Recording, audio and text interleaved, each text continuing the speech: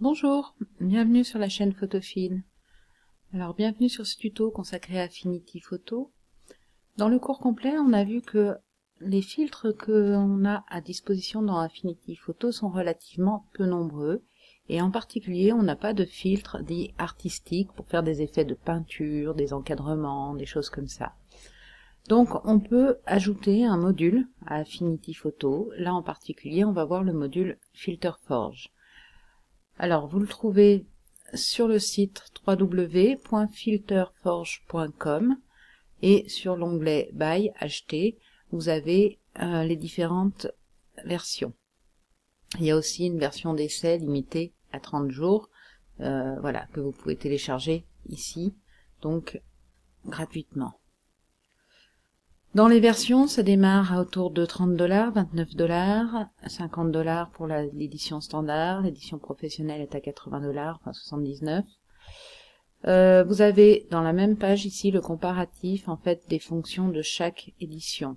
Donc la version basique peut être suffisante dans la grande majorité des cas. Elle vous donne accès à, je sais plus, 12 000 filtres, voilà, 12 401 filtres.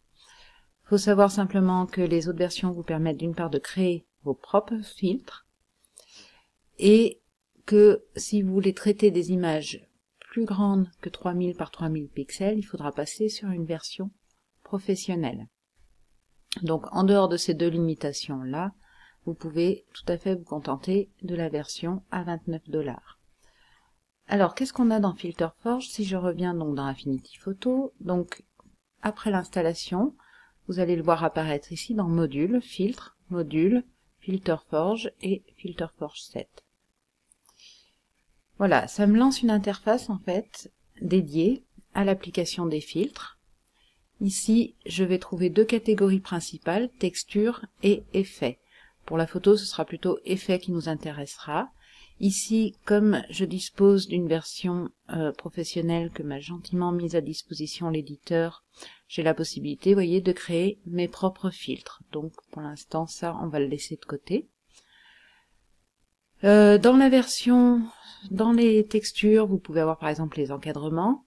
Alors, l'idée, c'est que je clique sur une catégorie, je choisis ici un effet, et ici, je vais avoir deux onglets qui vont me permettre de gérer les propriétés appliquées à l'effet. Donc l'onglet Preset, en fait, ce sont des propriétés prédéfinies. Quand je clique là-dessus, pensez bien qu'il faut faire un double clic pour le visualiser sur votre image. Donc ici, si je veux un réglage prédéfini, je fais un double clic. Voilà, ça m'applique directement l'effet. Donc je peux déjà, par exemple, partir d'un effet prédéfini qui me convient et aller le personnaliser dans Settings, donc paramètres. Donc dans les paramètres, forcément, ils vont varier selon le filtre sur lequel vous êtes. Ce ne sera pas toujours les mêmes paramètres. L'utilisation est très simple, je fais varier mes curseurs jusqu'à obtenir l'effet souhaité. Donc là, par exemple, j'ai la possibilité de modifier la couleur de mon encadrement. La deuxième couleur, ça va être les craquelures, et ainsi de suite. La largeur, des choses comme ça. On a comme ça, par exemple, dans la catégorie créative, voilà, des effets, vous voyez, de peinture écaillée, par exemple, des effets de gravure. Donc pareil, on peut à chaque fois personnaliser les paramètres. Comic Book pour un effet de bande dessinée. Vous avez dans Distorsion, des effets de transformation, de déformation de votre image. Même principe, à chaque fois, soit je passe sur un réglage prédéfini, ici par un double clic, soit je vais modifier mes paramètres manuellement pour appliquer mon filtre. Frame, c'est-à-dire les encadrements, on va trouver ce type d'encadrement qui peut donner un effet vintage à vos photos assez facilement. Alors, quand vous avez choisi un filtre, donc je finis avec les catégories, Misc, ça va me permettre d'avoir des effets divers, Patterns, voilà, il n'y a que cet effet de petite mosaïque, des effets photos, grunge, lomo, comme une prise de vue avec un lomo par exemple, et pareil, toujours pareil, les paramètres. admettons que vous avez choisi votre filtre, là il vous signale que c'est une prévisualisation plus petite que la taille réelle. Si vous voulez visualiser en taille réelle, il faut aller dans View, Preview Size et mettre actuel au lieu de réduit. Voilà, ce qui vous permet de mieux voir le rendu du filtre. Donc c'est le menu View, Preview Size, soit actuel, soit réduit pour une prévisualisation plus rapide. Pour appliquer le filtre, on va appuyer sur le bouton Apply. Alors, simplement, un petit défaut, je ne sais pas si vous avez remarqué, quand il a appliqué le filtre, il ne vous mentionne pas qu'il est en train de l'appliquer. Selon le filtre que vous avez choisi et la taille de votre image, ça peut prendre un certain temps avant qu'il applique le filtre. Donc il ne faut pas s'impatienter, en fait même s'il n'y a pas de petit sablier qui tourne, il est bien en train de le faire.